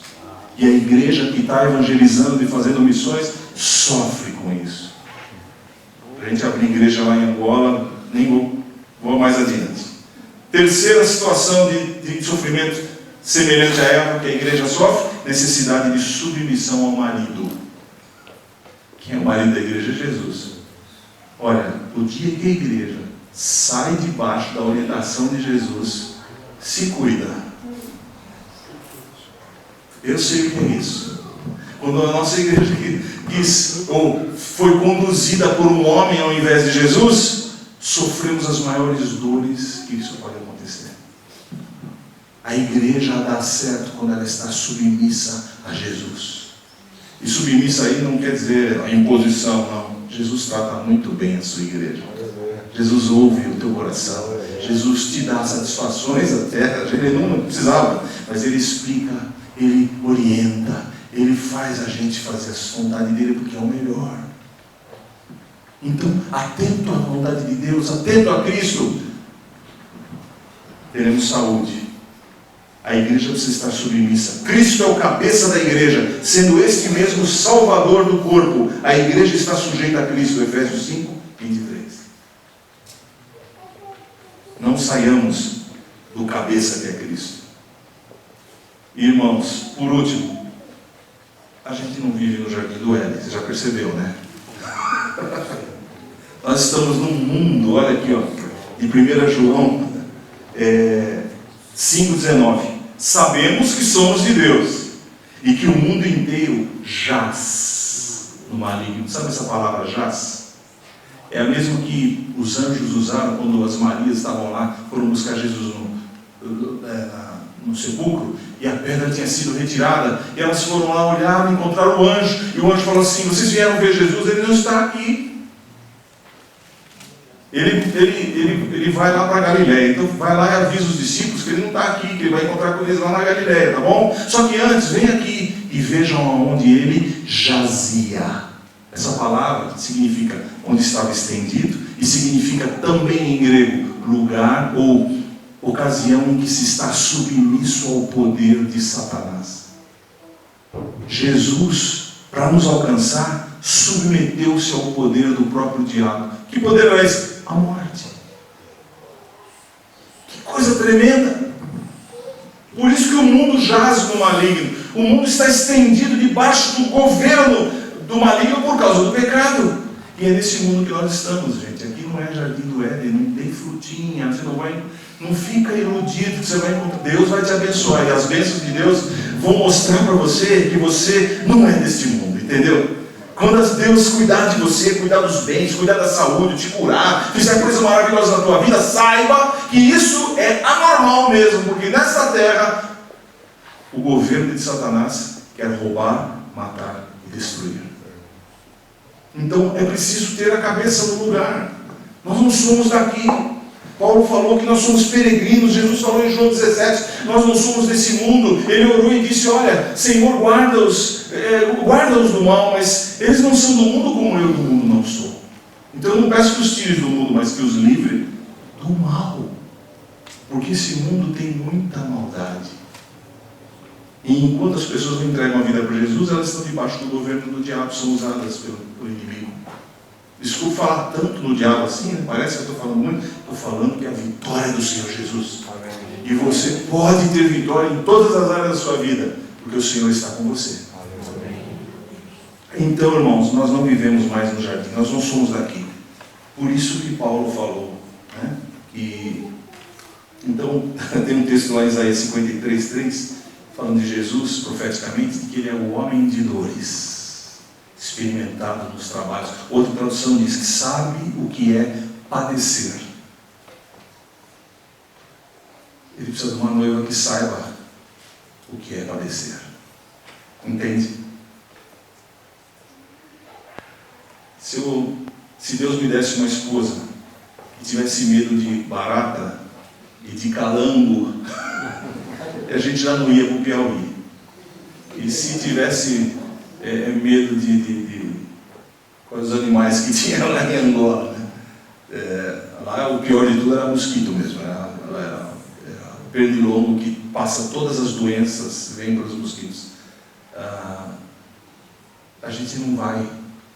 Deus trata, Jesus precisa de uma noiva que suporte a pressão e saiba se colocar no meio da guerra. Suporte. E com isso, Deus começou a restaurar meu coração. A igreja é uma mulher sofredora. Quando eu voltei do Piauí, eu fui orar e falei: Senhor, sua noiva realmente, eu tenho que dizer que ela é uma excepcional, mas não tinha uma noivinha melhor não, uma mulher sofredora desse jeito, coitada. Aí Deus mostrou que a igreja é uma mulher de Provérbios 31, cheia de virtude, virtuosa. Glória a Deus. E ali Deus me mostrou uma outra palavra que outro dia eu vou pregar, tá bom? Hoje não dá, mas foi a segunda etapa que o Senhor restaurou meu coração. Porque hoje, irmãos, posso ouvir o que for, as dificuldades aí das igrejas ou da minha própria igreja, que eu olho para onde eu estou, mas Jesus ama a igreja de paixão. E com base no Salmo 45, nós fizemos um cântico, e eu queria cantar com vocês. Chama O Apaixonado. Irmãos, eu não olhei o relógio. Antes da meia-noite eu prometo. Não, acabou. Mas eu queria cantar com vocês então, terminando essa oportunidade. Amém, irmãos? Esse cântico fala, Salmo 45, eu comecei a ler o Salmo. Quem é o valente que tem espada coxa? E o salmista diz, vou falar palavras alegres, lindas palavras, né? Enche meu coração, vou falar a respeito do rei. E ele começa, esse rei com a espada na sua coxa, saiu para a batalha, para vencer, e começa a descrever. Aí de repente, o teu rei, ele está ungido com óleo de alegria, mais do que os seus companheiros. E eu na época, eu disse, pô, isso aqui é Jesus. Hebreus 1 está escrevendo, está relatando o Salmo 45. Está falando de Jesus, aí continue lendo. Jesus, então é Jesus? Aí vai falando, aí o salmista diz assim, à sua direita, à direita do rei, está a rainha, vestida de ouro de Ofir. Aí ele começa a falar para ela, filha, esquece a tua parentela, esquece a casa do teu pai, porque o teu rei se apaixonou pela tua formosura. Falou, opa! Aí eu peguei outra tradução, estava lá, cobiça a tua formosura. Ô, mas está esquentando. Jesus é apaixonadão mesmo. Jesus. Aí eu comecei a cair em mim. Meu Deus, eu estou achando a igreja uma encrenca. E Jesus é apaixonado pela igreja. Aleluia. Ele não está vendo o que eu estou vendo? Não, sou eu que estou doente. No Salmo 71 diz lá, né? Eu estou doente. E doente sou eu. Então, irmãos, vamos ser curados disso. Vou ensinar vocês.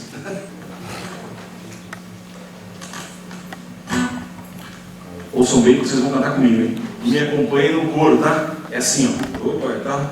Não tá vendo? Assim, ó.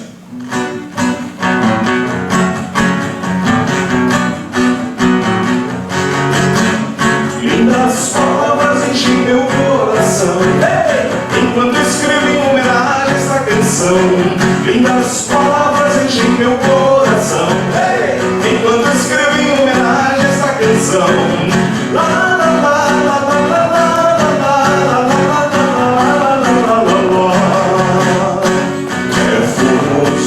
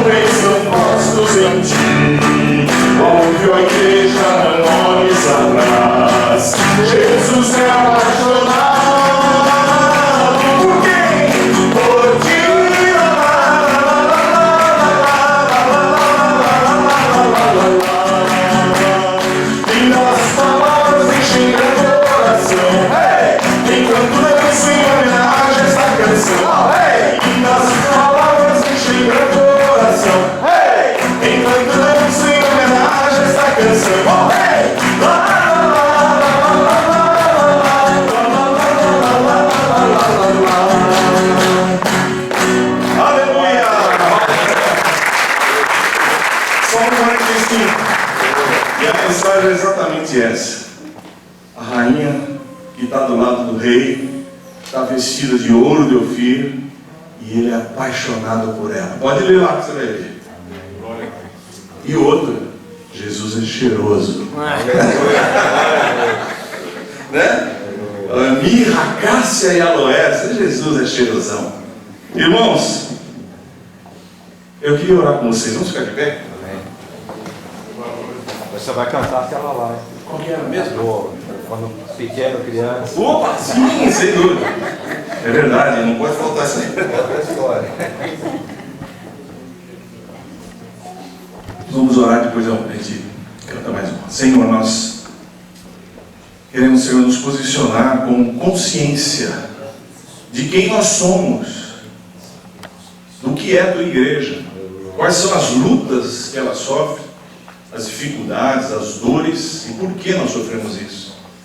Sim, Senhor, a tua palavra deixou claro, nós temos um inimigo, nós temos um custo para que as pessoas venham ao teu conhecimento, e o maior custo o Senhor já pagou. O que ficou para nós é muito pouco, mas a gente deve pagar com alegria. E também, Senhor, nós temos que estar debaixo da tua cobertura e saber que esta terra não é a que o Senhor preparou para a tua igreja. Nós somos peregrinos aqui e queremos visualizar a pátria nossa que está nos céus. Senhor, nós queremos nos alegrar com as coisas que virão também e fazer o melhor nesta terra para proclamar o teu nome. Então, se alguém aqui, Senhor, estava machucado, decepcionado com relação à igreja, com dores que eu sofri profundamente, como o Senhor sabe, eu peço que a cura da tua palavra esteja sobre cada coração, Senhor.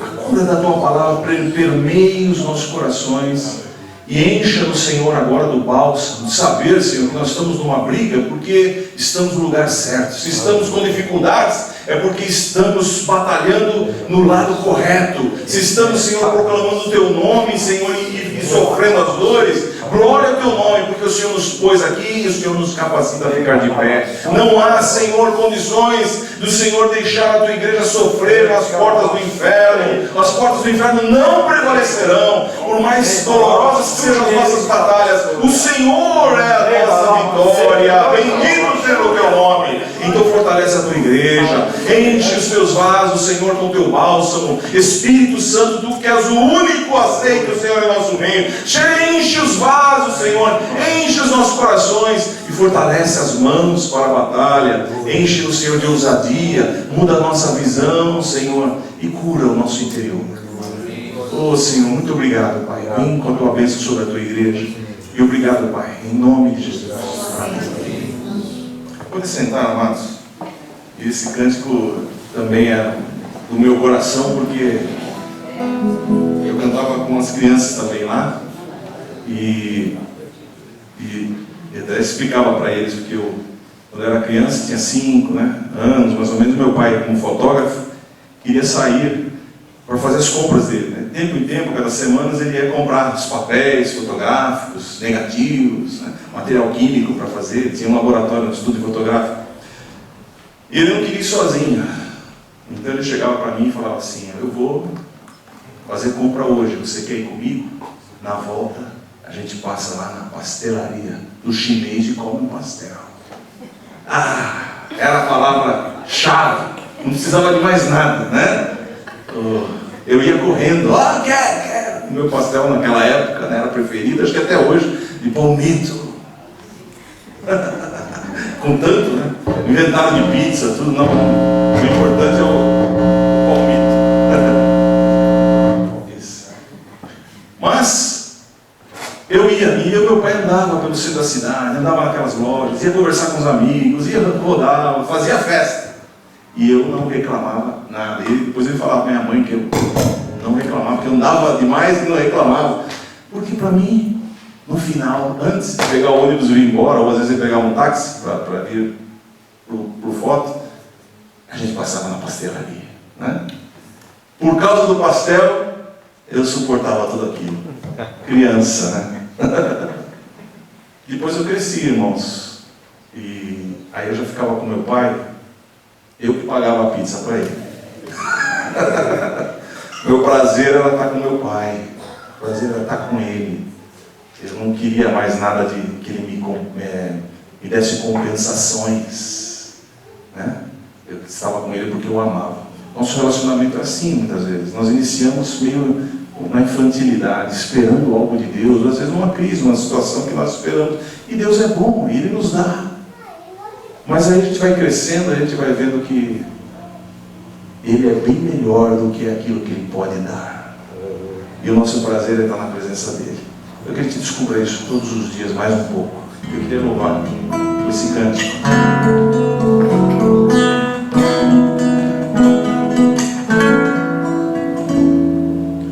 Em outros tempos, criança, desejava as compensações, esperava as promessas e as afeições. Hoje os dons que tu me das não me atraem tanto assim quanto conhecer mais quem morreu por mim. Estar bem ao teu lado vale mais que ouro ou bens. Eu te amo, Jesus. Eu te amo, Jesus. Eu te amo, Jesus. Jesus.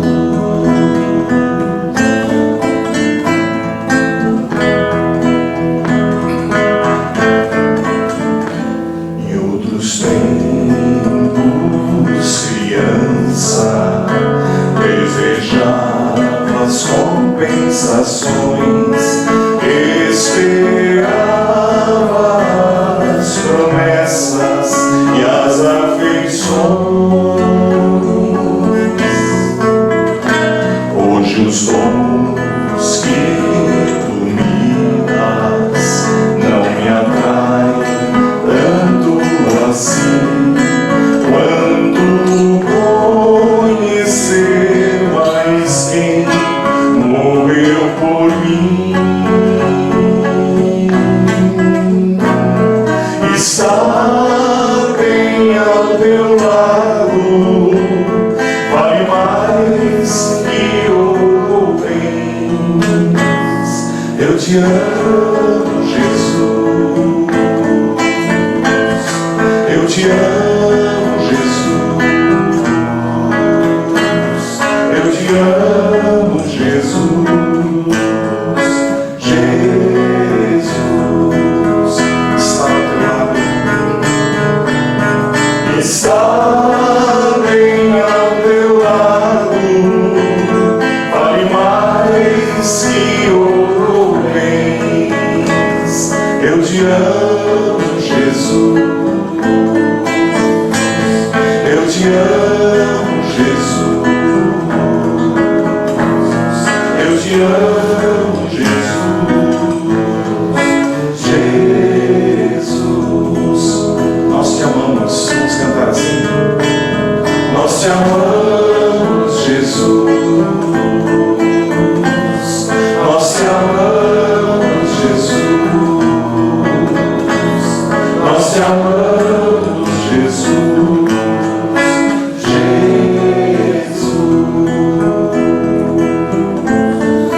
Sim, Senhor. Nós te amamos, Jesus. Receba nosso amor. Aleluia. Glória a Jesus, amados. Eu disse, aquele que me ama, guarda a minha palavra. Vamos demonstrar nosso amor guardando a palavra do Senhor. Amém, irmãos?